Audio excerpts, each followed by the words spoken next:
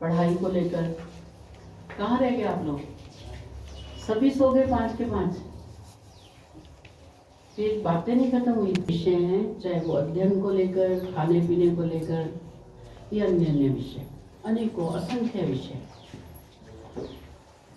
और विडंबना ये है कि बहुत सारे विषयों पर सभी वैज्ञानिक, सभी गणितज्ञ, सभी आध्यात्मिक विद्या को जानने वाले एक मत हैं। जिस पर एक मत होना चाहिए उस पर एक मत नहीं है, और वो विषय है ईश्वर। प्रत्येक व्यक्ति ईश्वर को किसी न किसी रूप में मानता है, जानता है। प्रातःकाल होती है, हम देखते हैं कि कोई गुरुद्वारे से प्रभात फेरी निकल रही है, कोई मंदिर से, कोई आर्य समाज से, कोई मस्जिद से अजान दे रहा है, कोई गिरजाघर से। ये तो मुख्य हमारे मत मतांतर हैं, और इसके अतिरिक्त भी अनेकों मत मतांतर हैं, असंख्य। उनमें भी ईश्वर को माना जाता है, उनमें भी ईश्वर के आगे आगे आ जाए, पीछे थोड़ा सा। उनमें भी ईश्वर को किसी न किसी रूप में माना जाता है। अब जो सामान्य लोग हैं, जो ज्ञान किसी न किसी रूप में ईश्वर को मानते हैं, और जो अज्ञानी हैं, हम तो ऐसा कहेंगे कि जिनके गुरु अज्ञानी हैं,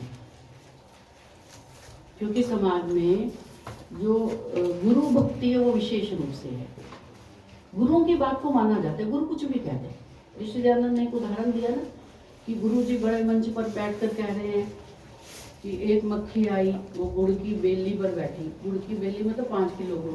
फिर दूसरी आई, तीसरी आई, और फिर कुछ मक्खियों ने गुड़ की बेली को उड़ाकर उड़ गई, उसको उठाकर उड़ गई। तो सब जने कहे सत्वचन महाराज, सत्वचन महाराज। ये क्या है? अविद्या ही तो है ना। तो ऐसी अविद्या संसार के प्रत्येक जीवात्मा में, जिसे ऋषि दयानंद ने कहा कि अविद्या का पर्वत है, पर्वत। अब अविद्या के इतने बड़े पर्वत को कैसे लांघा जाए, कैसे विचार किया जाए कि इस अविद्या को दूर कर लेंगे? लेकिन प्रयास तो करना है, जानना तो है हमें। यदि गणितज्ञों को इकट्ठा किया जाए तो उनसे कहा जाए कि 2 और 2 कितने, तो कहेंगे 4। 6 और 6 कितने, 12। सब मानते हैं इस बात को, चाहे वो इंडिया के हैं, चाइना के हैं, जयपुर के हैं, चाहे वो कहीं के भी हैं, सब कहते हैं हाँ 2 और 2 4 ही होते हैं। माइनस के कुछ सिद्धांत होंगे तो सब कहेंगे हाँ ऐसे माइनस होता है। ऐसे सूर्य, चंद्रमा, ग्रह, नक्षत्र, तारे, उपग्रह वगैरह वगैरह के संबंध में विचार है, सब विचार कर मानते हैं उस बात को। ऐसे कोई हिंदी भाषा की कुछ वर्णमाला होगी, अंग्रेजी भाषा की होगी, सब अंग्रेजी भाषा में ऐसी वर्णमाला है PUT पुट, और CUT क्या है, SCUT क्या है।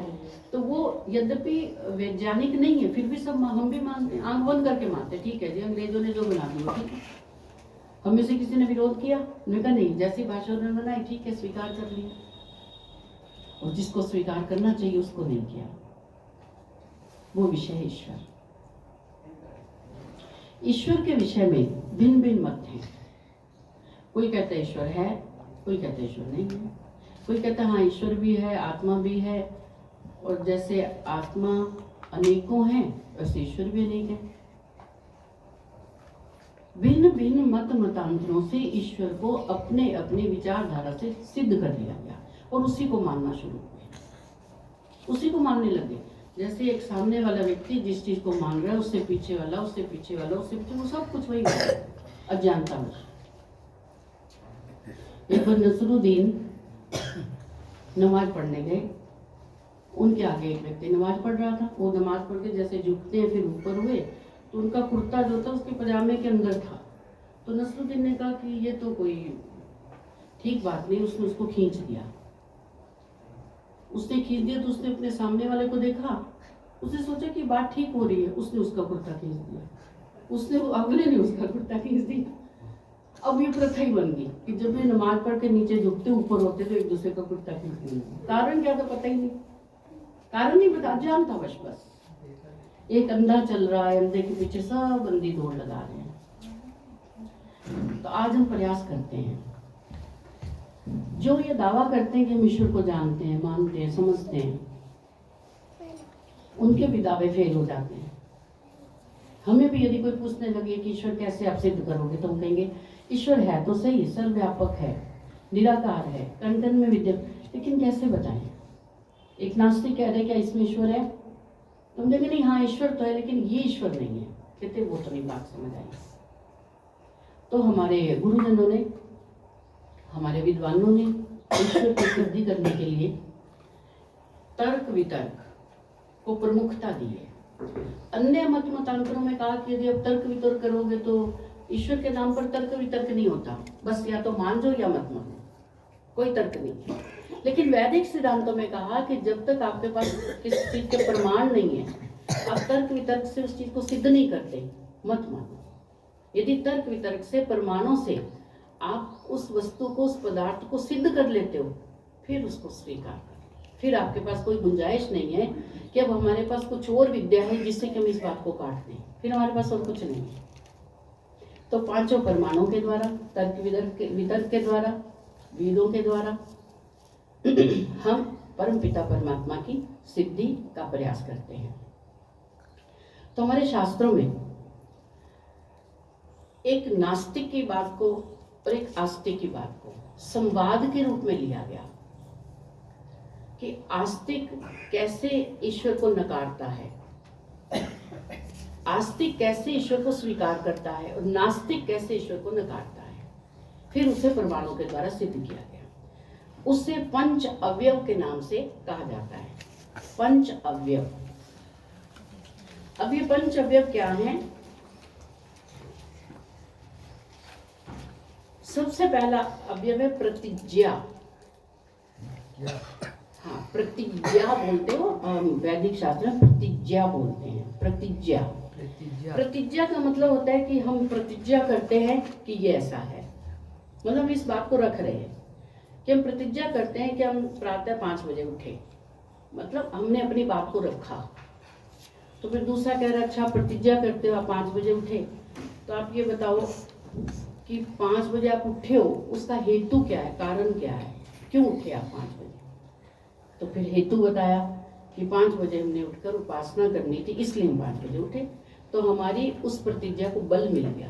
जब हमने एक प्रतिज्ञा की थी कि हम उठे, क्यों उठे? क्योंकि हमने उपासना करनी थी। आपको नहीं यकीन तो कल आप भी उठ के देखना, हमने उपासना की। तो फिर वो हेतु मतलब कारण। पहला है अवयव प्रतिज्ञा, दूसरा है हेतु। हेतु, हेतु, और तीसरा है उदाहरण। उदाहरण दे देकर बताया क्या किया आपने, प्रातःकाल कब उठे, 5 बजे उठे, ये प्रतिज्ञा की हमने। और फिर उसका हेतु क्या है, हमने उपासना की। फिर उसको और उदाहरणों से बल दिया। उपासना में आपने क्या किया? फिर उपासना में हमने ईश्वर की समीपता का अनुभव करने का प्रयास किया। उदाहरण देते हैं कि हमने नेत्र बंद किए, फिर ईश्वर को जाना, समझा, ईश्वर के एक गुण का चिंतन किया, और हमने अपनी वृत्तियों को अंतर्मुखी किया, और फिर भीतर ही भीतर ईश्वर के उस गुण का एनालिसिस किया, उसके बारे में विचार करते गए। तो हमारे विचार बाहर नहीं गए, हम भीतर ही भीतर विचार करते गए। हमने ये उदाहरण दिया। तो तीसरी सिद्धि है उदाहरण। उदाहरण, पंच अवयव आपको बता रहे हैं, 5 अंगों के द्वारा ईश्वर की सिद्धि करने के लिए पहला प्रतिज्ञा, दूसरा हेतु, तीसरा उदाहरण, चौथा उपयन। उपयन, जैसे उपासना वैसे ही। उस उपासना को बल देने के लिए कि उपासना कैसी होती है, जैसे ध्यान लगाते हैं वैसी उपासना, बस जैसा ध्यान वैसी उपासना, ये उपयन, इसका नाम है चौथा उपयन। उपयन। 5वां निगमन। 5वां है निगमन।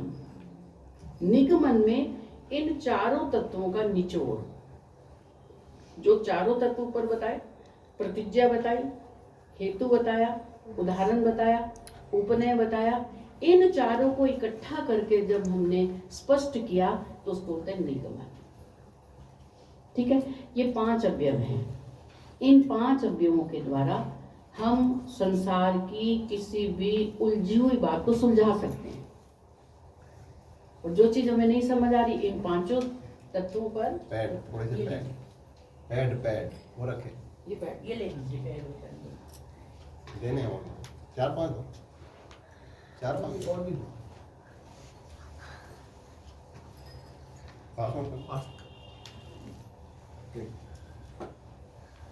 हमारे जीवन में परेशानियां क्यों आती हैं कि हम बहुत सी बातों में उलझे हुए हैं, उनका हमें हल नहीं मिल रहा, और उनका हल सोचते रहते हैं। फिर कभी कभी हमें लगता है कि हम अपने आप को मानसिक यातना दे रहे हैं, और वही मानसिक यातना हमारी शारीरिक यातना का रूप धारण कर लेती है। मन में विचार करते रहते हैं, हमें उसका वो सुलझ नहीं गई बात। और यदि कोई सुलझाने वाला मिल जाए, ऋषि दयानंद ने बड़ा अच्छा उदाहरण दिया ना, 7-8 प्रकार में लाल बुजक्कड़ का, है ना, लाल बुजक्कड़ किसी को याद होगा, है ना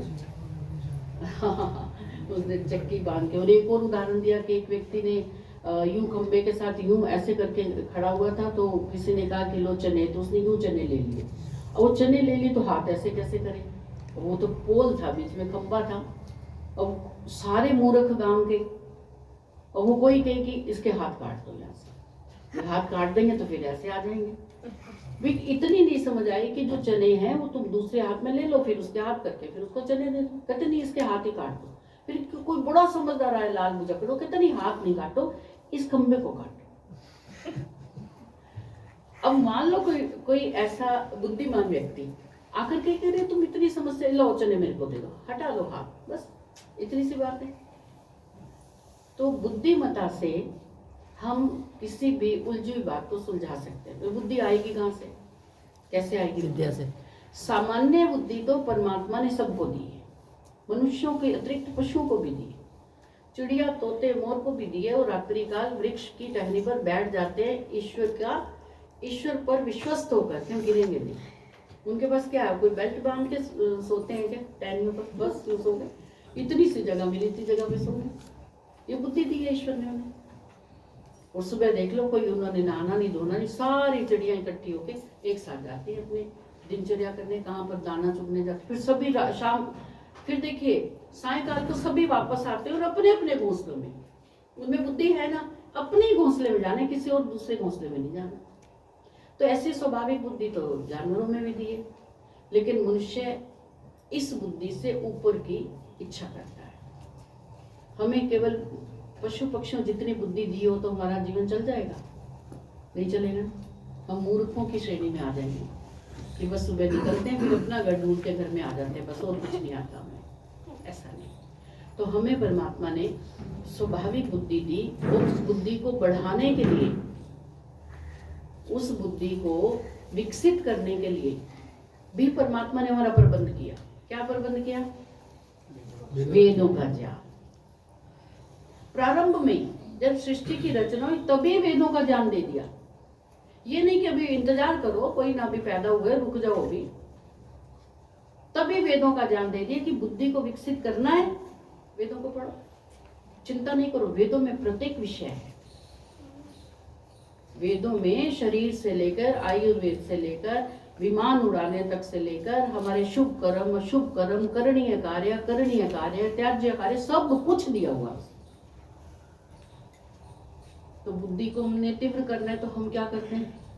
एक मंत्र का उच्चारण करते हैं, ओम भूर्भुवः स्वः, वो भी वेदों में दिया गया है। और फिर हम वेदों को पढ़ते हैं। तो सीधा सीधा वेदों को तो हम नहीं पढ़ सकते, बड़े कठिन है, बहुत क्लिष्ट है। तो वेदों तक पीएचडी कक्षाएं समझ लो, वहां तक पढ़ने के लिए हमें एलकेजी से शुरू होना पड़ता है। छोटी छोटी कक्षाओं में प्रवेश लेना पड़ता है, छोटी छोटी पुस्तकें पढ़नी पड़ती है, प्रवचन सुनने पड़ते हैं, शिविरों में जाना पड़ता है, तप करना पड़ता है। नींद आ रही है, नहीं हम सोएंगे, नहीं हम उपासना करेंगे, हम प्रातःकाल उठेंगे, हम उस कक्षा में जाएंगे, हम लिखेंगे, फिर लिखे हुए को हम पढ़ेंगे, परमात्मा से प्रार्थना करेंगे, यज्ञ करेंगे, संध्या करेंगे। तो इन सब से हमारी बुद्धि तीव्र होती है, हमारा ध्यान लगता है, हमारे जीवन में छोटी छोटी समस्याओं को हम खुद ही सोल्व कर लेते हैं। ये परमात्मा का देश है। तो आज हम ये पढ़ने का प्रयास कर रहे हैं कि नास्तिक लोग कहते हैं कि ईश्वर नहीं है। आस्तिक लोग कहते हैं ईश्वर है, तो नास्तिक कहते हैं हम अपनी बात रखते हैं, आप अपनी बात रखो, अभी फैसला कर लेते हैं ईश्वर है या नहीं। तो आइए अब हम पढ़ते हैं एक नास्तिक के द्वारा। पहले नास्तिक ने क्या कहा? नास्तिक ने प्रतिज्ञा की ईश्वर नहीं है, उसने कहा ईश्वर नहीं है।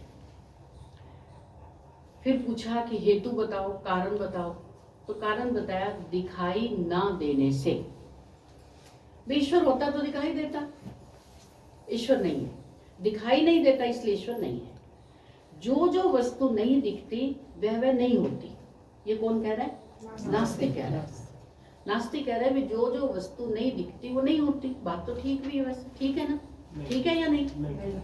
नहीं है वैसे, पर उसके हिसाब से ठीक है। वो अज्ञानतावश है, वो अज्ञानी है, उसे नहीं समझ आ रही ईश्वर की, तो वो कह रहा है कि संसार में ईश्वर नहीं है। पूछा कि क्यों नहीं है, तो हेतु बताया कि दिखाई ना देने से। तो जो जो वस्तु दिखाई नहीं देती वह नहीं होती, ऐसा कहा। आप कृपया सभी लोग इसमें रुचि लेकर सुनेंगे तो आपको आनंद आएगा। यदि आप एक व्यक्ति भी उबासी लेगा तो सब सो जाएंगे, और अब यदि कोई एक भी उबासी लेगा तो फिर हम उनको उधर बेड पे भेज देंगे। इस अपने आलस्य प्रमाद को रोकिए फैलने। ये आलस्य प्रमाद के कीटाणु होते हैं, बड़ी जल्दी फैलते हैं, तो इसलिए कोई भी उबासी नहीं लेगा। रुचि से सुनिए, यह आपके जीवन के मतलब की बात है। हमको ऐसी चर्चा नहीं कर रहे जो आपको बिल्कुल ऐसे बेकार है, कोई सेल की बात करें, कोई खाने पीने की कर रहे हैं। रुचि ले। उदाहरण नास्तिक ने उदाहरण दिया, जैसे खरगोश के सींग। खरगोश के सींग होते हैं? नहीं होते ना, खरगोश के तो कान होते हैं।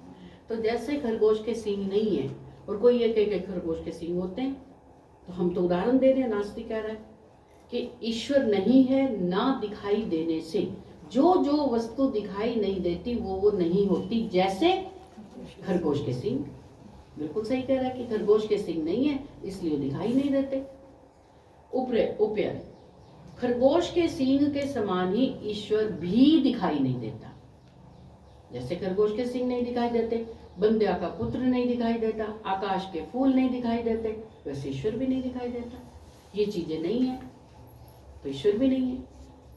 अब निगमन, इसलिए ये निष्कर्ष है निगमन, इसलिए दिखाई ना देने के कारण ईश्वर नहीं है। उसने अपनी बात स्पष्ट कर दी और उसकी बातें उसको ठीक भी लग रही है। जो चीज नहीं दिखाई दे रही वो नहीं है। उसने उदाहरण भी दे दिया, जैसे खरगोश के सींग वो नहीं है, इसलिए जो जो वस्तु नहीं दिखाई देती वो वस्तु नहीं है। ठीक है, अब इसी को व्याख्या करके कह रहे हैं। नास्तिकों की ओर से आस्तिकों पर आजकल बड़े बल के साथ आक्षेप किया जाता है कि संसार में ईश्वर नाम की कोई वस्तु नहीं है। यदि होती तो आंखों से अवश्य दिखाई देती, जैसे कि भूमि, जल, अग्नि, ये सब चीजें दिखाई दे रही है, घर दिखाई दे रहा है, पंखा चल रहा है, ये चल रहा है, तो ईश्वर तो सर्वशक्तिमान है, उसे भी दिखाई देना चाहिए। तो नास्तिक कहते हम नहीं मानते, ईश्वर नहीं दिखाई दे रहा, ईश्वर है ही नहीं, होता तो दिखाई देता। जैसे अन्य वस्तुएं दिखाई दे रही है वो है, जो नहीं दिखाई दे रही वो नहीं है। ना ही किसी अन्य अविश्वासी को दिखा सका है। हाँ, आज तक एक भी ईश्वर विश्वासी ने ना तो अपनी आंखों से उस काल्पनिक ईश्वर को देखा और ना ही किसी अन्य अविश्वासी को दिखा सका। कोई नास्तिक आस्तिक के पास जाए, गुरुजनों के पास जाए कि मुझे तो ईश्वर के दर्शन कराओ, जो विद्या से ग्रस्त गुरुजन है वो तो करवा देंगे।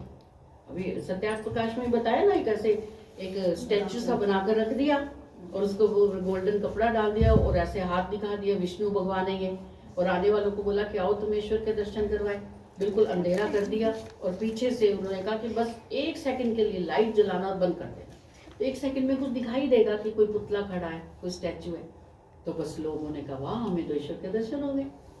तो ऐसे लोग तो दिखा देंगे ईश्वर, लेकिन ईश्वर को कोई भी आस्तिक व्यक्ति नास्तिक को दिखा नहीं पाया, क्योंकि वो है नहीं। आस्तिक लोग ईश्वर ईश्वर तो दिन रात रटते रहते हैं, किंतु वास्तव में इस ईश्वर शब्द के पीछे सत्तात्मक वस्तु कोई भी नहीं है। सत्ता नहीं है ईश्वर की। भाई हम है ना, हम दिखाई दे रहे हैं, हमारे हाथ हैं, पैर हैं, कान हैं, हम हाथों से क्या क्या कर सकते हैं वो आपको पता है, सभी लोग कर सकते हैं। पैरों से हम चल सकते हैं, मुंह से खा सकते हैं, यदि ईश्वर होता तो ईश्वर भी तो ऐसे ही दिखाई देता। हम दूसरे को दिखा सकते हैं, आओ ईश्वर से मिलना है, चलो हम मिला देते हैं। तो ईश्वर नाम की कोई सत्तात्मक वस्तु नहीं है, कल्पना है ईश्वर है, कोई सत्ता नहीं है उसकी। जैसे खरगोश का सींग, आकाश का फूल, बंध्या का पुत्र नहीं होता फिर भी कहा जाता है, वैसे ही ईश्वर है नहीं किंतु मात्र कहा जाता है। जो वस्तु नहीं है फिर भी हम कहते हैं, ऐसे ईश्वर है नहीं फिर भी हम कह देते हैं ईश्वर है। बस हमारी संतुष्टि सी होती है कि ईश्वर है, ईश्वर में देख रहा है, पता नहीं देख रहा है कि नहीं। हमने कभी ईश्वर को देखते हुए देखा क्या? कभी ऐसा अनुभव हुआ कि ईश्वर में देख रहा है? बस हम तो शास्त्रों की बात कहते हैं कि ईश्वर में देख रहा है, ईश्वर से डरो। पर अगर ऐसा ना होता तो हम लोग कैसे चलते? ईश्वर है ना। नहीं, अभी हम नास्तिक की बात कर रहे हैं। अभी नास्तिक अपनी बात को स्पष्ट कर रहा है। अच्छा। वो पूरे उदाहरण दे रहा है। वो कह रहा है कि मैं आस्तिकों की बात नहीं मानता। यदि आस्तिक कहते हैं ईश्वर है तो फिर वो मैं दिखा दे। आस्तिक ये कह रहे हैं कि ईश्वर हमें देख रहा है। तो कभी आपने ईश्वर को देखते हुए देखा क्या? कभी ये देखा कि हाँ हम तो काम कर रहे थे, अच्छा कर्म कर रहे थे, ईश्वर देख रहे हैं, या बुरा कर्म कर रहे थे, ईश्वर देख रहे हैं? देखा तो नहीं हमने, लेकिन हम कहते हैं कि ईश्वर देख रहा है। ऐसा नास्तिक कह रहे हैं। ठीक है। हम विज्ञान वाले तो केवल उन्हीं वस्तुओं को मानते हैं जो आंखों से, माइक्रोस्कोप से या टेलीस्कोप से दिखाई देता है। वैज्ञानिक लोग ईश्वर को नहीं मानते ना, सब मानते हैं। ये भी शो करते हैं कि हम कुछ नहीं मानते। कौन नहीं मानता? सब मानते हैं, अभी मानेंगे। तो वैज्ञानिक लोग क्या कहते हैं कि हम तो उन बातों को मानते हैं जो आंखों से दिखाई दे, या फिर माइक्रोस्कोप से दिखाई दे, या फिर टेलीस्कोप से दिखाई दे। हम देखें दूर की चीज़ों को, ऐसे करके दूर की वो हमें पास दिखाई देती है। हम एक्सरे करते हैं, एक्सरे करके वो चीज़ हमें दिखाई दे रही है, तब हम मानते हैं। हम ऐसे नहीं मानते। हम वैज्ञानिक लोग हैं, हम विज्ञान को मानते हैं। ज्ञान मतलब ज्ञानवर, और विज्ञान मतलब विशेष ज्ञान। हम तो विशेष ज्ञान को मानने वाले हैं, हम इन चीज़ों को नहीं मानते। हम केवल प्रत्यक्ष प्रमाण को मानते हैं। प्रमाण 4 प्रकार के हैं, सभी जानते हैं। एक प्रत्यक्ष प्रमाण, दूसरा, तीसरा, चौथा शब्द प्रमाण। आपने तीसरा क्या बोला? आगम शब्द प्रमाण। और चौथा आगम शब्द एक ही है। ये 3 प्रमाण। वैसे प्रमाण मुख्य रूप से 3 ही है। किन्हीं शास्त्रों में 4 बताए, किसी में 6 बताए हुए हैं, किसी में 8 बताए हुए। सत्यार्थ प्रकाश में 8। इन सबको मर्ज करके मुख्य रूप से यही है। तो कह रहे हैं कि केवल हम प्रत्यक्ष प्रमाण को मानते हैं, अनुमान और शब्द प्रमाण को हम नहीं मानते। जब अंदाजा लगाते हो कि ईश्वर है, या आप कहते हो कि आपके वेदों में लिखा, हम नहीं मानते इस बात, हमें तो प्रत्यक्ष दिखा। अब जी नास्तिक कह रहे हैं कि बस उन्होंने एक बात कह दी कि हम तो प्रत्यक्ष प्रमाण को मानते हैं। जो चीज हमें प्रत्यक्ष दिखेगी उसको मानेंगे, वो उसकी सत्ता है। और जो प्रत्यक्ष नहीं दिख रही उसको मानेंगे नहीं, वो हमारी दृष्टि में है ही नहीं, वो संसार में उसकी कोई सत्ता नहीं। तो क्या नास्तिक लोग ठीक कह रहे हैं? जो नास्तिक का मतलब ऐसा नहीं है कि वो बिल्कुल अज्ञानी है। वो अपनी समझते वो सब बातें ये कह रहे हैं कि प्रमाण को तो मानते हैं, प्रत्यक्ष प्रमाण को मानते हैं। मैं प्रत्यक्ष दिखा दो तो मानेंगे। लेकिन आप यदि अंदाजा लगाओगे, अर्थापत्ति से कहोगे कि नहीं नहीं इसको ऐसे मान लो, चलो मान लो ये ईश्वर है, हम नहीं मानेंगे।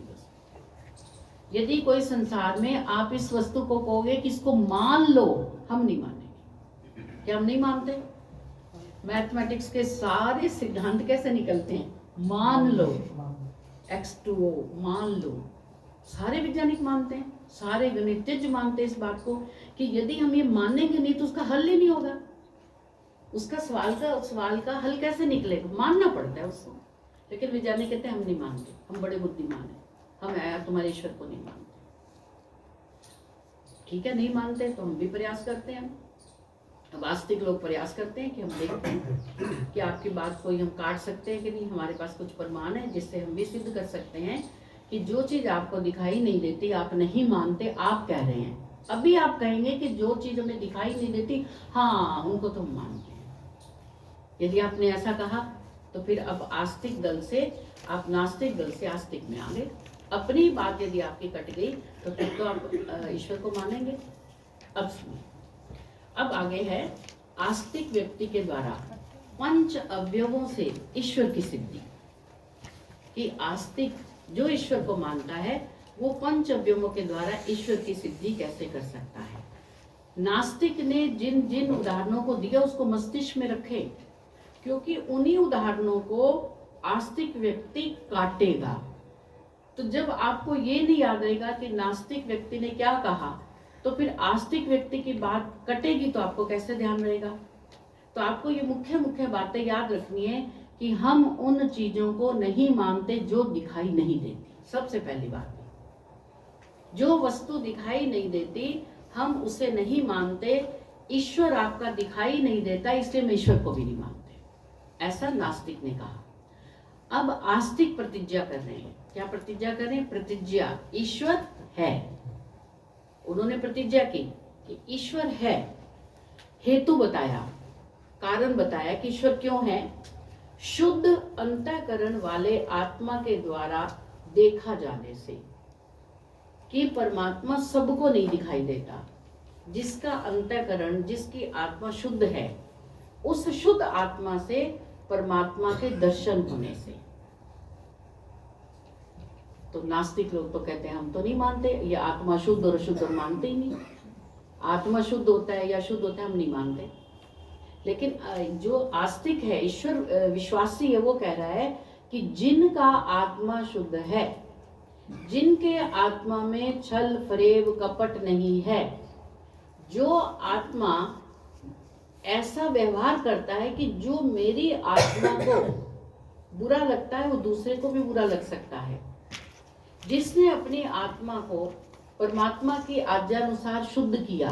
कैसे शुद्ध किया? अष्टांग योग का पालन करके, परमात्मा की वेद मंत्रों की आज्ञाओं का पालन करके जिसने अपनी आत्मा को शुद्ध किया, जो परमात्मा के समीप बैठने का अधिकारी बना, जिसने परमात्मा को मित्र बनाया, जिसने परमात्मा के अनुसार अपने भीतर भी उन गुणों को उत्पन्न किया, उसका अंतःकरण शुद्ध है। तो उस अंतःकरण से वो ईश्वर को देख सकता है और किसी को नहीं दिखेगा। तो नास्तिक को आस्तिक कह रहे हैं कि तुम अपना अंतःकरण शुद्ध करके देख लो, तुम भले वैज्ञानिक हो, तुम्हें धार्मिक होना पड़ेगा, तुम्हें धार्मिक धर्मात्मा बनना पड़ेगा, तुम्हें अष्टांग योग का पालन करना पड़ेगा। तुम अपने अंतःकरण को शुद्ध करो तो तुम्हें ईश्वर के दर्शन होंगे। ये उन्होंने उदाहरण दिया। पहला प्रतिज्ञा की, दूसरा कारण बताया, तीसरा उन्होंने कहा सुख दुख आदि के समान। अब तो हमारे जीवन में सुख दुख होता है या नहीं होता? होता है। किसी नास्तिक से पूछें कि आपके जीवन में सुख दुख है, वो क्या कहेगा? नहीं है। है? किसी माइक्रोस्कोप से दिखता है? दिखता है? ये कही जी, वो कहे जी मेरे आज विवाह है, मैं बड़ा बड़ा प्रसन्न हूँ, बड़ा खुश हूँ। कि हम नहीं मानते, दिखाओ, एक्सरे करके दिखाओ खुशी का। लेकिन वो सुखी तो है। वैज्ञानिक कह रहे हैं मैं सुखी तो हूँ, दिखाऊं कैसे? दिखता नहीं लेकिन फिर भी सुखी हूं। तो दुख सुख आदि के समान, दुख सुख आदि दिखाई नहीं देते फिर भी हैं। तो यहाँ पर नास्तिक की बात कट गई ना। नास्तिक ने कहा था कि जो वस्तु दिखाई नहीं देती हम नहीं मानते। तो आस्तिक कह रहे हैं भी सुख दुख आता है आपके जीवन में? कहते हाँ। कहते आता है तो फिर दिखाओ। हम नहीं मानते कि नास्तिकों को कभी सुख दुख होता हो। उन्हीं के अनुसार कि नास्तिकों को भी सुख दुख होता, वो तो नॉर्मल रहते हैं, बस ठीक है, ऐसे जीवन भी व्यतीत कर रहे हैं। और यदि होता है आपको सुख दुख तो फिर दिखाओ, माइक्रोस्कोप से दिखा दो, टेलीस्कोप से दिखा दो, कोई एक्सरे करके दिखा दो। तो कहते नहीं ऐसे तो नहीं होता, लेकिन सुख दुख होता। आगे उपनय, जैसे आत्मा सुख दुख आदि का अनुभव किसके द्वारा करता है? मन के द्वारा। ठीक है, जैसे आत्मा सुख दुख का अनुभव मन आदि अंतःकरण से करता है, इन ज्ञानेंद्रियों से नहीं करता। अब यहाँ पर थोड़ा सा समझना पड़ेगा, जिन्होंने शास्त्र पढ़े वो जल्दी समझ जाएंगे। आत्मा सुख दुख का अनुभव मन से करता है, ज्ञानेंद्रियों से नहीं करता। अभी तक तो यही लग रहा था कि कान के द्वारा जो कुछ हम सुना, हमने मान लो कान से किसी के अपशब्द सुने, वो अपशब्द ने आत्मा को विचलित कर दिया, आत्मा दुखी हो गया। वो अपशब्द पहले मन के पास ले, उस मन ने चिंतन मनन किया और निर्णय किसने किया? बुद्धि ने। बुद्धि ने निर्णय करके कहा हाँ तुम्हारा अपमान हुआ है, हाँ तुम्हें अपमानित किया गया है। फिर हमारा अंतःकरण विचलित हुआ। यद्यपि आत्मा पर कोई प्रभाव नहीं पड़ता, ये एक जनरल बात बता रहे। आत्मा निर्लेप है, आत्मा पर किसी चीज का कोई प्रभाव नहीं पड़ता। आत्मा अप्रतिसंक्रमणा है, वो किसी से संक्रमित नहीं होता है। तो सुख दुख का अनुभव आत्मा मन के द्वारा करता है, ज्ञानेंद्रियों के द्वारा नहीं।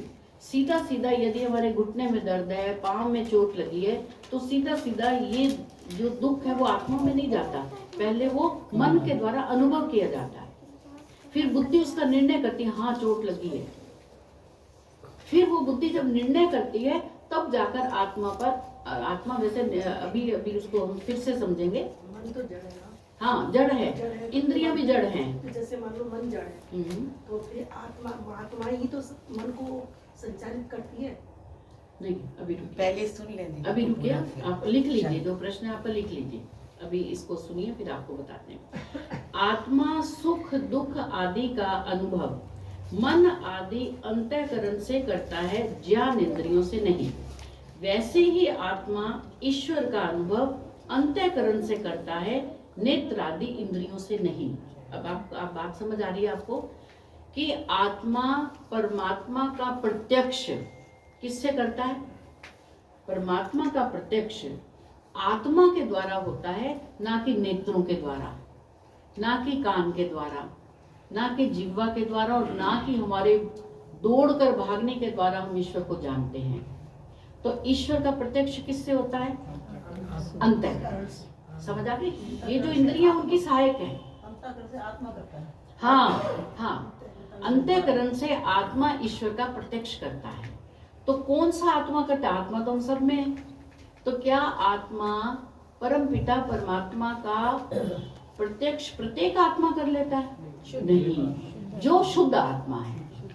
यदि ऐसा ना होता तो हमारे शास्त्रों में इसकी व्याख्या ही ना की गई होती। यदि शास्त्रों में, वेदों में इसकी व्याख्या की गई है कि शुद्ध अंतःकरण ही परमात्मा का प्रत्यक्ष कर सकता है, तो उसके पीछे कोई कारण है, प्रमाण दिए गए हैं। इन ऋषि मुनियों की आत्मा शुद्ध होकर समाधिस्थ होकर उन्होंने ईश्वर का प्रत्यक्ष किया। ईश्वर का प्रत्यक्ष के लिए ना नासिका की आवश्यकता है, ना किसी और इंद्रिय की आवश्यकता है। आवश्यकता किसकी है? अंतःकरण की, आत्मा की। अंतःकरण चतुष्टय नाम से उसको पढ़ लेना। तो परमात्मा का प्रत्यक्ष, ईश्वर का प्रत्यक्ष अंतःकरण के द्वारा होता है, जो अंतःकरण शुद्ध है। निगमन, इसलिए शुद्ध अंतःकरण वाले आत्मा के द्वारा ईश्वर का प्रत्यक्ष होने से ईश्वर की सत्ता सिद्ध होती है कि ईश्वर है। ठीक है, ये एक आस्तिक ने अपनी बात को रखा। अब जो नास्तिक ने कुछ अपने प्रमाणों को दिया था, उन प्रमाणों को आस्तिक कैसे काट रहा है, इस पर विचार करते हैं। सर्वप्रथम इस विषय पर विचार करते हैं कि क्या ईश्वर ही एक ऐसी वस्तु है जो आंखों से दिखाई नहीं देती। भाई नास्तिक ने कहा जो आंखों से दिखाई नहीं देती हम नहीं मानते, मत मानो। क्या केवल ईश्वर ही एक ऐसी वस्तु है जो आंखों से दिखाई नहीं देती, या कुछ और भी वस्तुएं हैं? और भी है ना, तो उनको भी नहीं हम मानते। तो उनको क्यों मानते हैं? ईश्वर ने क्या बिगाड़ा? जब हम दूसरी चीजों को मान लेते तो ईश्वर को भी मान लो, फिर ईश्वर को भी मान लो। ईश्वर से क्या दुश्मनी है बताओ? संसार में क्या केवल ईश्वर ही ऐसा है जो दिखाई नहीं देता, या कुछ और भी वस्तुएं जो दिखाई नहीं देती, लेकिन उसको आप मानते हो? तो फिर ईश्वर ने क्या बिगाड़ा? तो ईश्वर को भी मान लेते हैं। आगे देखिए, आगे और सिद्धि कर रहे हैं उसकी। या अन्य भी इसी प्रकार की कुछ वस्तुएं जो आंखों से दिखाई नहीं देती। यदि कुछ गंभीरता से विचार किया जाए तो पता चलेगा कि एक नहीं अनेक ऐसी वस्तुएं संसार में हैं जो आंखों से दिखाई नहीं देती। एक वस्तु नहीं, बहुत सारी वस्तुएं ऐसी दिखाई नहीं देती, फिर भी लोग उनको मानते हैं और उनसे काम भी लेते हैं। हमें दिख भी नहीं रही, फिर भी हम उनको मान रहे हैं। जैसे अब सुनिए, सुख दुख दिखाई नहीं देते, फिर भी हम मानते हैं। भूख प्यास दिखाई देती है, अनुभव करते हैं, दिखाई नहीं देती, मानते तो हैं, है ना। प्यास लगी है, हमें अनुभव हो रहा है, किसके द्वारा? अंतःकरण के द्वारा अनुभव हो रहा है, हम उसको मानते हैं। भूख को भी मानते हैं। भूख को हम कोई दिखा सकते हैं एक्सरे करवा के कि देखो पेट खाली पड़ा है, अब ये भूख, अब ये रोटी मांग रहा है? नहीं। ईर्ष्या द्वेष सबसे बढ़िया बात। ईर्ष्या द्वेष सबके भीतर है ना, सबके भीतर है, दिखाई तो नहीं दे रहा, लेकिन मानते हैं उसे। हम ईर्ष्या करते हैं ना लोगों से, दूसरे दोस्त लोगों से हम ईर्ष्या भी करते हैं, द्वेष भी करते हैं, प्रेम भी करते हैं, लेकिन उसका कोई पैमाना नहीं है। उसको हम नाप तोल नहीं सकते, देख नहीं सकते, ना दिखा सकते हैं। ठीक बात है क्या? बताइए, रिपीट करें। आपका पानी कहाँ है? पानी पिए फिर। निद्रा वृत्ति को हटा दे, बहुत महत्वपूर्ण समय है। आप बड़ा अपना घर परिवार छोड़कर यहाँ आए हैं नींद के लिए नहीं, है?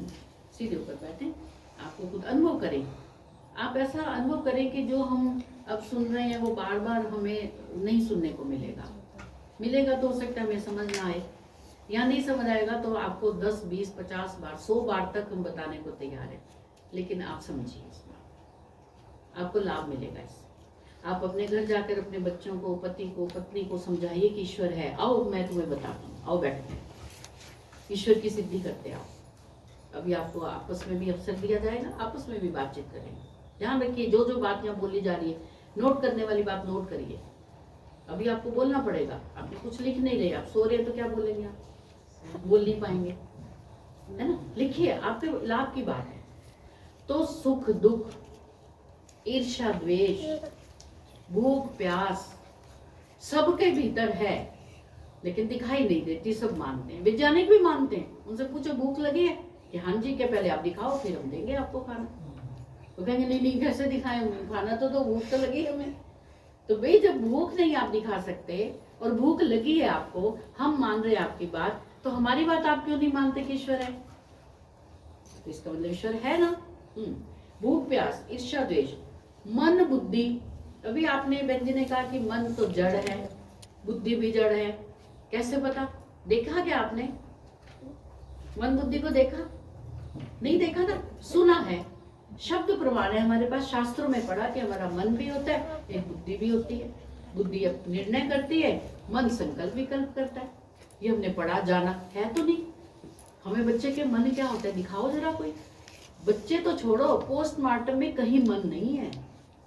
जब हमारा पोस्टमार्टम होता है, कोई डॉक्टर निकाल कर ये देखो तुम्हारा मन बहुत मोटा है, देखो कितना शुद्ध मन है, निकलता है क्या?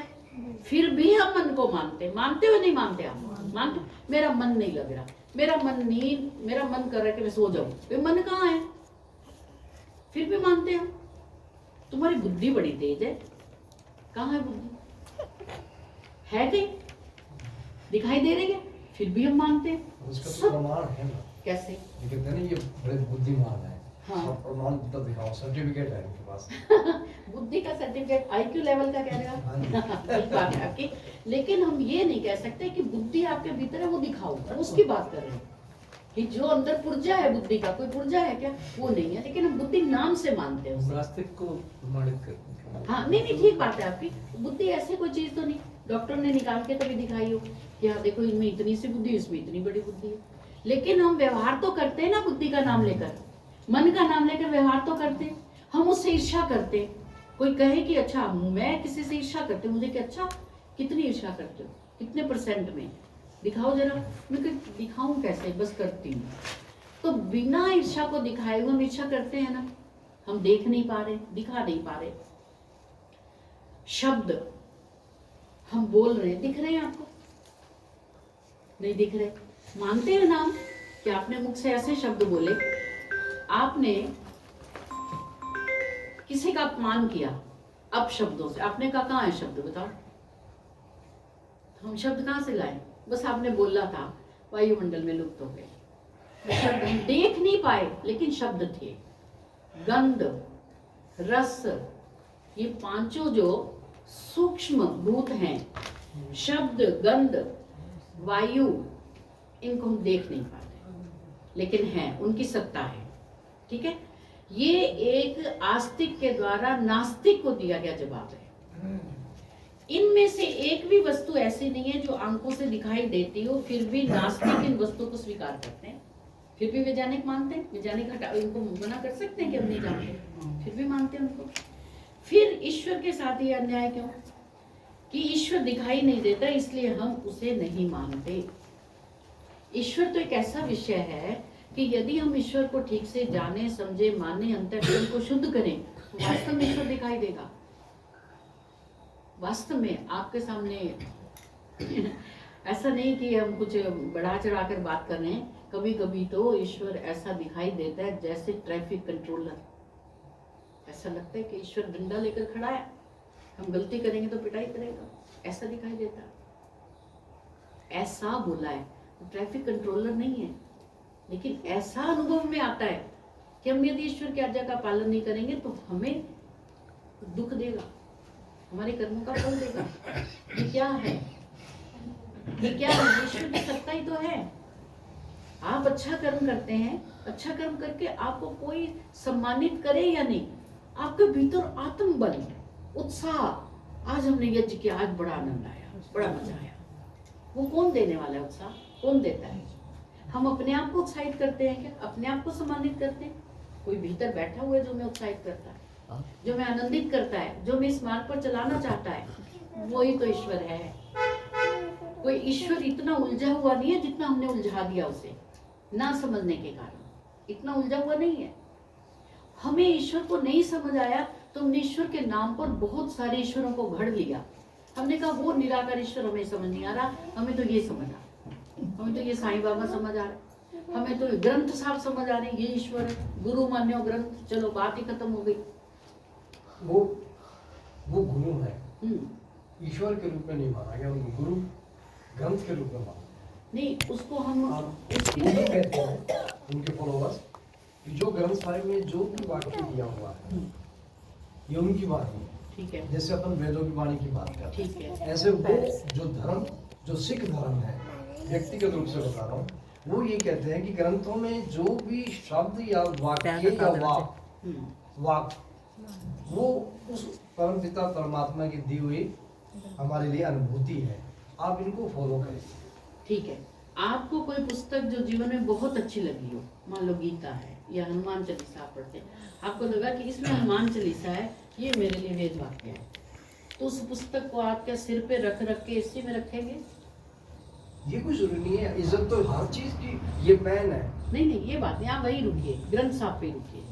ग्रंथ साहब को वो गुरु मानते हैं, वेद वाक्य मानते हैं, वो अपने गुरुओं की वाणी मानते हैं, तो उस पुस्तक के साथ क्या व्यवहार होना चाहिए? जो वो करते हैं वो उससे भी अच्छा होना चाहिए। उससे अच्छा, मतलब 4 AC लगाने चाहिए पुस्तक पर। नहीं, ऐसी नहीं। हाँ, वो ये मानते हैं कि इनमें भी वो जीव तत्व, जीव तत्व, जड़ में जीव तत्व कैसे आया? वो मान, मैं क्या कह रहा हूँ? आप तो नहीं मानते। नहीं, मैं सब कुछ मानता हूँ, आप भी मानते हैं बात बिल्कुल मानता हूँ। कि उसमें वो तत्व वो है। ये फील करते हैं, महसूस करते नहीं, हैं। आप अपनी बात करो, अपनी बात। ये उनकी तरफ से एक मिनट, एक बात करेंगे। आप अपनी बात बताओ, आप क्या मानते हैं? देखो, मुझे तो अच्छा लगते हैं, क्या? अच्छी चीज हर व्यक्ति को अच्छी नहीं लगनी नहीं चाहिए। नहीं, आप अब ग्रंथ साहब की बात हो रही है कि ग्रंथ साहब को वो गुरु मानते हैं, इस कारण से वो उसका रिस्पेक्ट करते हैं, सम्मान करते हैं, उसको AC में लेकर जाते हैं और फिर उसके ऊपर मक्खी नहीं बैठने देते। आप कह रहे हैं इससे ज्यादा सम्मान करना चाहिए, आप ये कह रहे हैं? मैं तो इनका भी कह रहा हूँ। अब जैसे आप कभी भी कहीं भी रामायण का पाठ होता है, आप सभी लोग बैठे हुए हैं, पंडित जी आए ऐसे रामायण लेके आ रहे हैं और खोली किताब और पढ़ने लग गए। अगर उसको हम सीटे पे रख के लाएं, धारण करके लाएं, क्योंकि ये पवित्र वस्तुएं हैं, अगर इनको और पवित्र किया जाए तो क्या है? क्या बुराई है कोई? हाँ, उसका कारण है हम केवल उसको पवित्र करने में लग जाएंगे। हाँ, ये अलग है। हाँ, यही तो बुराई है कि हम उसे केवल पवित्र करने में, कि एक पुस्तक है, अब AC को इसकी आवश्यकता है, ये बताओ आप, है आवश्यकता? नहीं, ये वो भावना जुड़ी हुई है जो आप यहाँ कह रहे नहीं, हैं। क्या ये भावना ठीक है?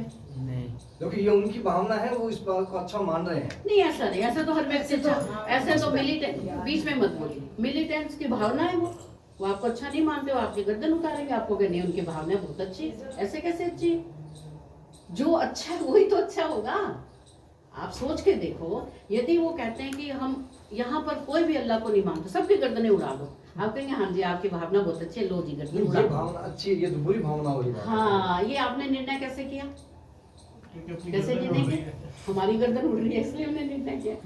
देखिए, कोई बात, आपकी बात बिल्कुल ठीक है, आप जो कहना चाह रहे हो, हमें ये पुस्तक पढ़ने के लिए है, इससे पढ़कर हमें अपने जीवन का उद्धार करने के लिए।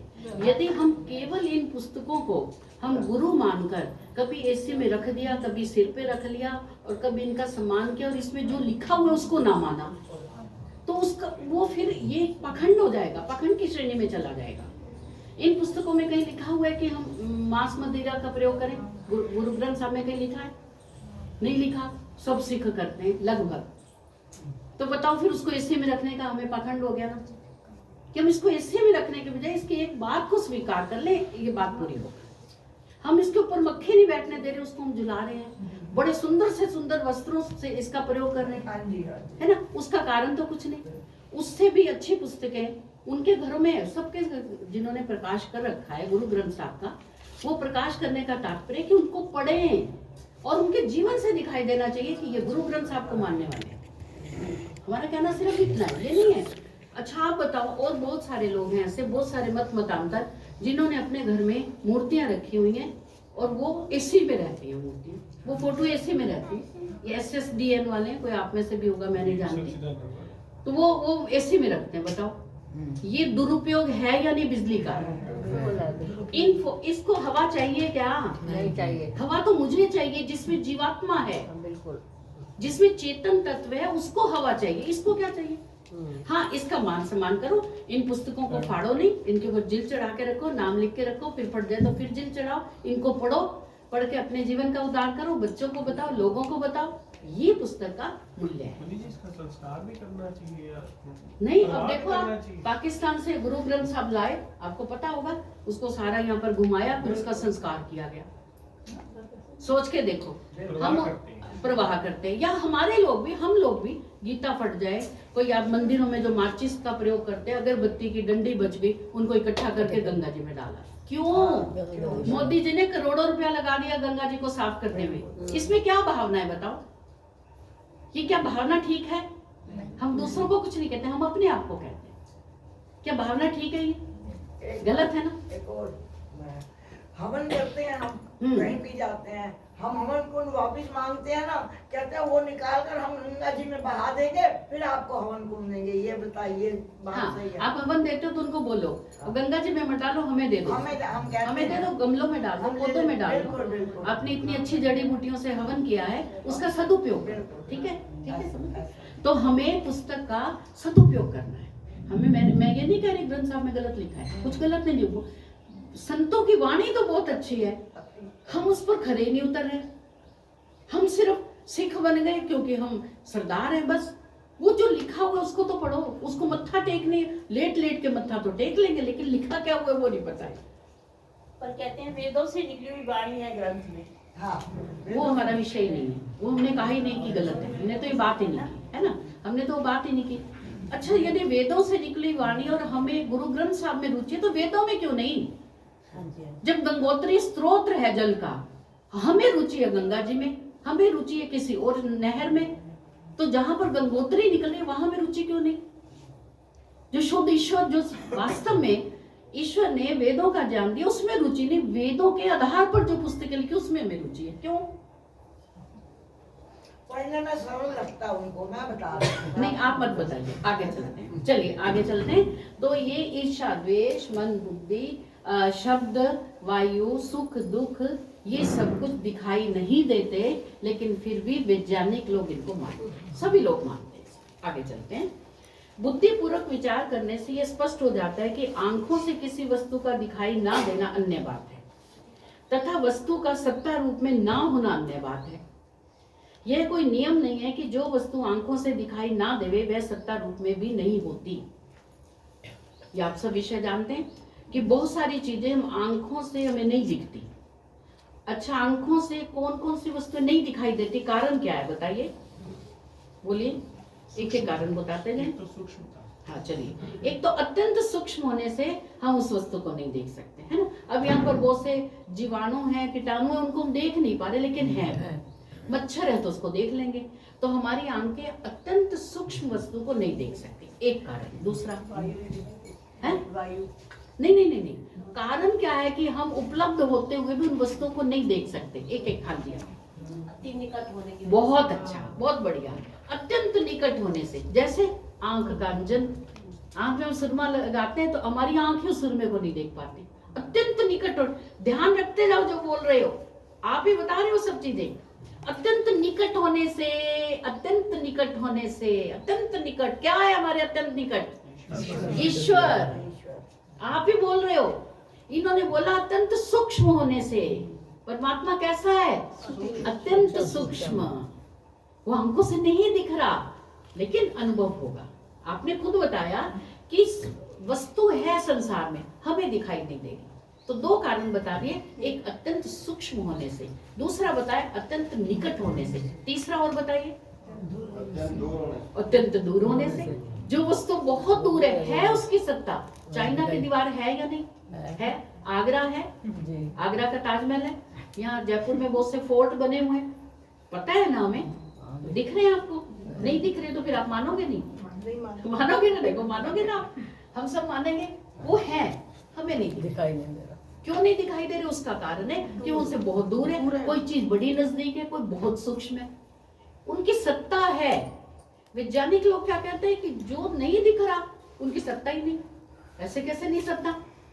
वैज्ञानिकों से हम पूछें, कोई आपके यहाँ भी साइंस स्टूडेंट हो, तो क्या ये बात गलत है कि जो अत्यंत सूक्ष्म चीज है वो हमें इन आंखों से नहीं दिखाई देती? उसके लिए हमें क्या माइक्रोस्कोप चाहिए या और मैग्नेटिक जो कुछ भी बोलते हैं वो चाहिए, उससे हम देख सकते हैं। और बहुत दूर है उसकी सत्ता। आप पुस्तकों में पढ़ते हो, आप ग्रंथों में पढ़ते हो, वो है, उपलब्ध है, हमें नहीं दिख रहा क्योंकि हमसे बहुत दूर है। और अत्यंत सूक्ष्म, अत्यंत नजदीक होने से। और चौथी बात बताओ। बहुत बड़ी। बहुत बड़ी। बहुत बड़ी होने से क्या होता है? वृहत। वृहत होने से मैं नहीं दिखती, है ना। जैसे कोई उदाहरण दो, फिर सबको समझ आ जाएगा। कोई उदाहरण दो। बहुत बड़े होने से भी वो वस्तु की हम ठीक से मूल्यांकन नहीं कर सकते। हाँ, जैसे आकाश। आकाश, आकाश, आकाश से दो है। आकाश दो है। एक तो अवकाश है, खाली स्थान। एक दूसरा आकाश है जिसको कोई नहीं जान पाया, उसको छोड़ दो। कोई और उदाहरण दो। ब्रह्मांड तो ये जगत है, आकाश गंगा। नहीं देख पाए तो मैं। सृष्टि पूरी नहीं देख सकते, वृहत है। और कुछ ऐसा उदाहरण जो सटीक हो?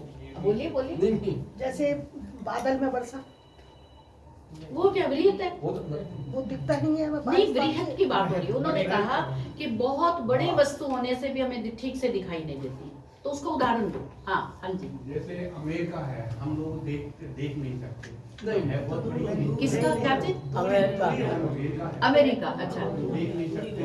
हाँ, नहीं वो दूरी में आ वो गया। दूरी में दूरी में आ वो ये आ गया कि वो उपलब्ध तो है, उसकी सत्ता है, लेकिन वो बहुत दूर है, इसलिए हम नहीं। इन्होंने कहा वृहत। वृहत मतलब बहुत बड़ा।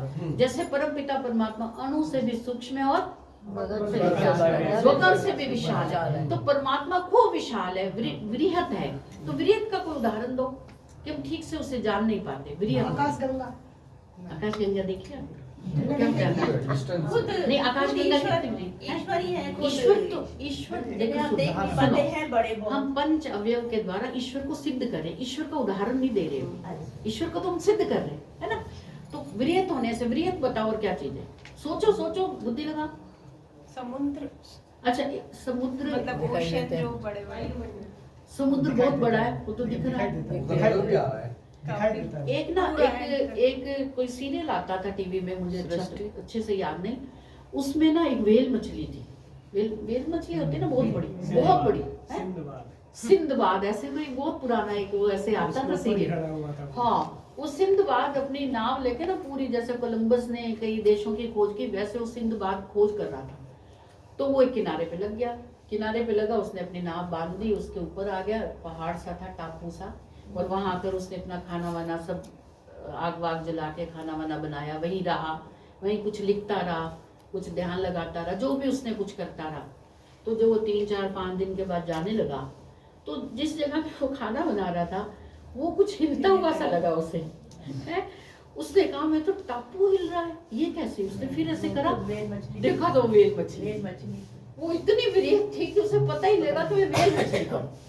इसका उदाहरण कुछ कुछ हो सकता है, कुछ कुछ सटीक नहीं, लेकिन कुछ कुछ कि हम जिस वृहद चीज को देख रहे हैं उसको ठीक प्रकार से हम जानते हैं, वो हमारे साथ जुड़ा हुआ। और कुछ और किसी की बुद्धि में आ रहा है?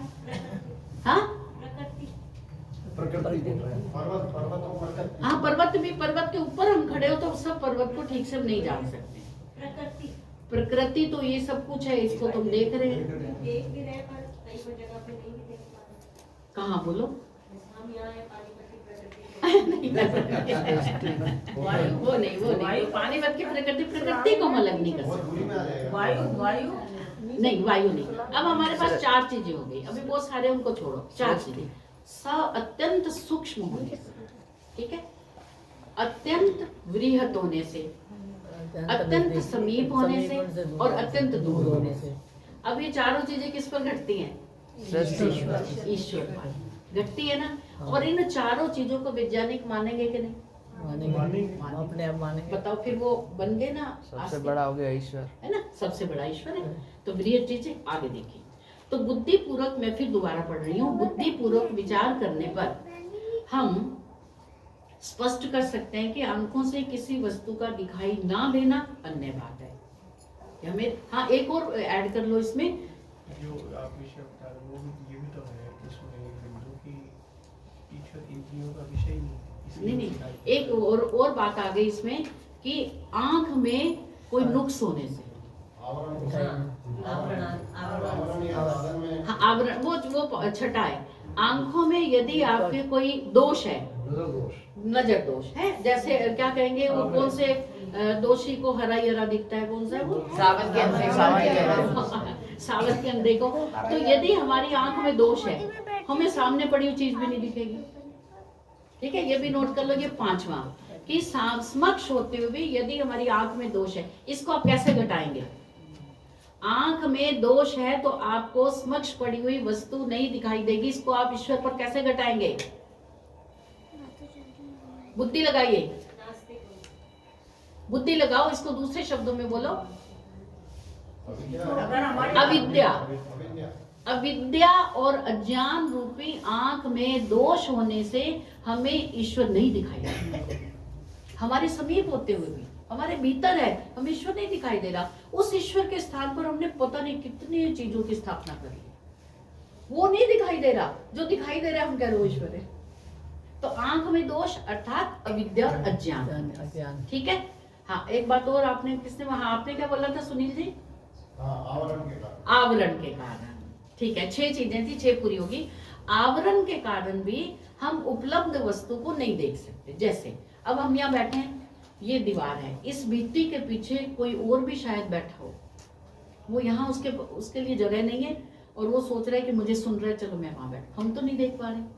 इस भित्ति के पीछे क्या है? ये दूसरे का घर है, इसके पीछे कमरा है, या लोग बैठे हैं, या कोई मिलिटेंट बैठे हैं, हमें नहीं पता। भित्ति होने से, भित्ति मतलब आवरण होने से। अब आवरण को आप कैसे घटाएंगे ईश्वर की सिद्धि में? अज्ञानता का मल आवरण है ना, जो हमारा शास्त्र कहता है कि मल आवरण के कारण आत्मा के अत्यंत समीप ईश्वर होने से भी आत्मा ईश्वर को नहीं देख पाती। अज्ञानता के कारण। हाँ, अज्ञानता होगी। मल आवरण, मल आवरण का मतलब है कि काम, क्रोध, लोभ, ये वगैरह वगैरह के जो मल हैं, जो विक्षेप हैं, उनके कारण हम ईश्वर को नहीं देख पाते। तो कितने कारण हो गए?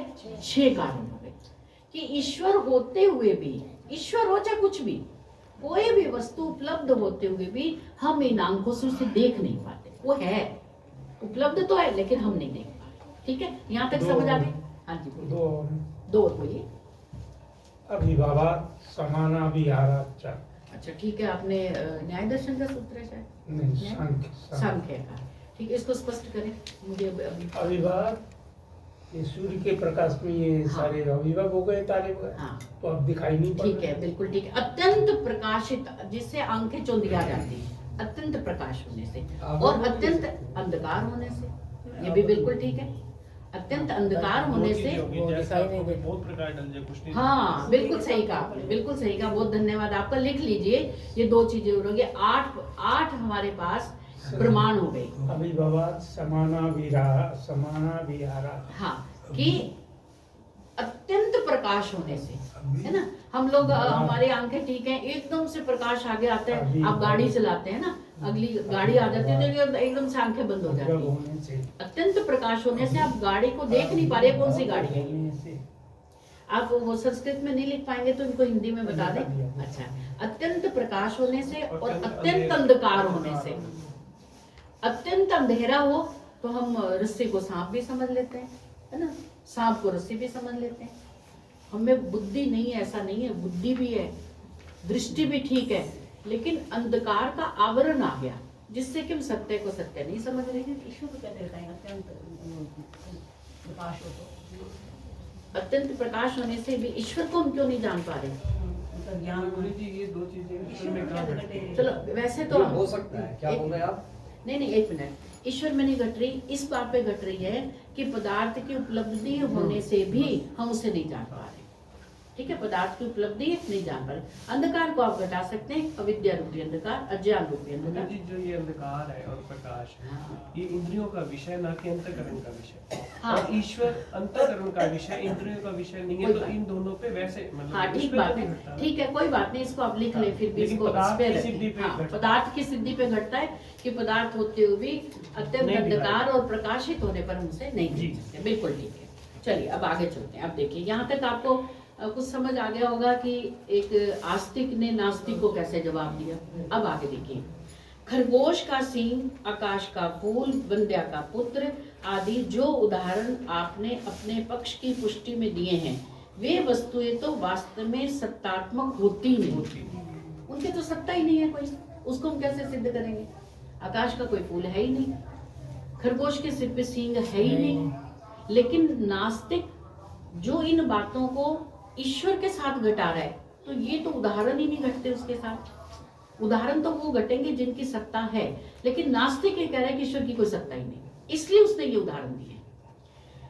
ऐसी वस्तुओं का आंखों से दिखाई ना देना तो हम भी मानते हैं जो भाव रूप में होती नहीं। जो वस्तुएं भाव रूप में नहीं होती वो नहीं दिखाई देंगी। जो वस्तुएं है ही नहीं संसार में, उसकी हम केवल कल्पना मात्र करते हैं, केवल उदाहरणों से, केवल बच्चों को डांटने के लिए या कुछ ऐसे उदाहरण दे दिए तब इन बातों का प्रयोग करते हैं, वरना वो बातें वास्तव में नहीं है। आगे देखिए, परंतु कुछ वस्तुएं जो किन्हीं कारणों से हम आंखों से देख नहीं पाते हैं, उनको ना मानना उचित नहीं। ये आपने 6 उदाहरण दे दिए, बहुत परफेक्ट, कि जिन बातों को, जिन वस्तुओं को, जिन पदार्थों को जिनकी सत्ता है लेकिन हम आंखों से नहीं देख पा रहे, उनकी सत्ता को अभाव रूप में हम नहीं कह सकते कि वो है ही नहीं, कि वो संसार में है ही नहीं, ये नहीं कह सकते। जैसे कि पहले उदाहरण दिए जा चुके हैं, वायु, सुख, दुख, भूख, प्यास, शब्द, गंध आदि, ये सब आंखों से ना दिखते हुए भी सत्तात्मक हैं। ये चीजें नहीं दिख रही लेकिन है ना, इनके बिना हमारा जीवन नहीं चल सकता, है ना। ऐसे और भी बातें, जैसे आत्मबल, आत्मबल को हम दिखा सकते हैं कोई? हम बस यूं करके दिखाते हैं, देखो कितना आत्मबल है, तो ये क्या आत्मबल है ना। हम दिखाते देखो शारीरिक बल कितना है, देखो आत्मबल, क्या आत्मबल, यहाँ से क्या आत्मबल दिखाई नहीं देता। आत्मबल का प्रयोग करते हैं ना। फूल की खुशबू है, वो भी महसूस ही की जाएगी, दिखेगी नहीं। हाँ, वो भी दिखेगी नहीं, महसूस की जाएगी। गंध आ गया ना, गंध में फूल की खुशबू आ गई। तो ये वस्तुएं जो जिनकी सत्ता ही नहीं है, उनको तो हम नकार रहे हैं। जिनकी सत्ता नहीं है वो तो हम नहीं दिखा सकते, ना हम देख सकते हैं। जिनकी सत्ता है, भाव रूप में है, वो हमें नहीं दिखाई दे रही, तब भी उन्हें मानना पड़ेगा, और हम मानते हैं, सारी दुनिया मानती है। ऐसे ईश्वर भी आंखों से नहीं दिखता, फिर भी वह एक सत्तात्मक पदार्थ है और उसका प्रत्यक्ष भी होता है। अब आस्तिक क्या कह रहे हैं कि वो एक सत्तात्मक पदार्थ है, ईश्वर उपस्थित है, ईश्वर विद्यमान है, ईश्वर संसार में होता है, ईश्वर ने इस संसार को बनाया, वो अलग विषय है। ईश्वर है, ईश्वर अस्ति, ईश्वर है, ईश्वर सदा था और ईश्वर सदा रहेगा। आपने जो ये कहा कि हम केवल प्रत्यक्ष प्रमाण को ही मानते हैं, अनुमान और शब्द प्रमाण को नहीं, वास्तव में ऐसी बात नहीं है। वैज्ञानिक कह रहा है कि हम तो प्रत्यक्ष प्रमाण को मानते हैं, ये दिख रही है लाइट तो लाइट है, लाइट नहीं दिख रही तो लाइट नहीं है। ऐसा नहीं है, आप भी अनुमान प्रमाण को मानते हो। ये आस्तिक नास्तिक को कह रहा है कि आपने कहा कि हम तो प्रत्यक्ष मानते हैं, प्रत्यक्ष जो है वो ठीक है और जो नहीं दिख रहा वो नहीं है। आप ऐसा कहते हो, लेकिन आप भी अनुमान प्रमाण को भी मानते हो, आप भी अन्य प्रमाणों को मानते हो। कैसे? अब वो सिद्ध किया जा रहा है। आज प्रत्येक भौतिक वैज्ञानिक और विज्ञान का विद्यार्थी प्रत्यक्ष के साथ साथ अनुमान और शब्द प्रमाण को भी स्वीकार करता है। जो विद्यार्थी है वो स्वीकार करते हैं क्योंकि उनके लेक्चरर स्वीकार करते हैं। उदाहरण के लिए पृथ्वी की गुरुत्वाकर्षण शक्ति, ग्रेविटेशनल फोर्स दिखती है क्या? हम स्वीकार करते हैं। अभी अभी पुस्तक गिर गई नीचे, तो ये गुरुत्वाकर्षण शक्ति के कारण गिरी। इसको स्वीकार, जैसे बॉल को डालो तो नहीं वही बात, किसी कोई भी उदाहरण दे लो आप, लेकिन वो दिखती तो नहीं। अच्छा, दूसरा विद्युत तरंगे, electromagnetic waves, alpha beta gamma X ray किरणें को किसी भी वैज्ञानिक ने आज तक अपनी आंखों से नहीं देखा, फिर भी सभी वैज्ञानिक इनकी सत्ता को स्वीकार करते हैं या नहीं करते हैं। हम सब करते हैं। ये बिजली की फिटिंग, चलो ये तो अब दिख रही है, पट्टियों के नीचे बिजली की फिटिंग है, पूरे घर में बिजलियों की फिटिंग है, दिख रही है हमें? नहीं दिखती। पर हम उसको नकार देंगे क्या? नहीं। यदि बिजली की फिटिंग है तभी तो बल्ब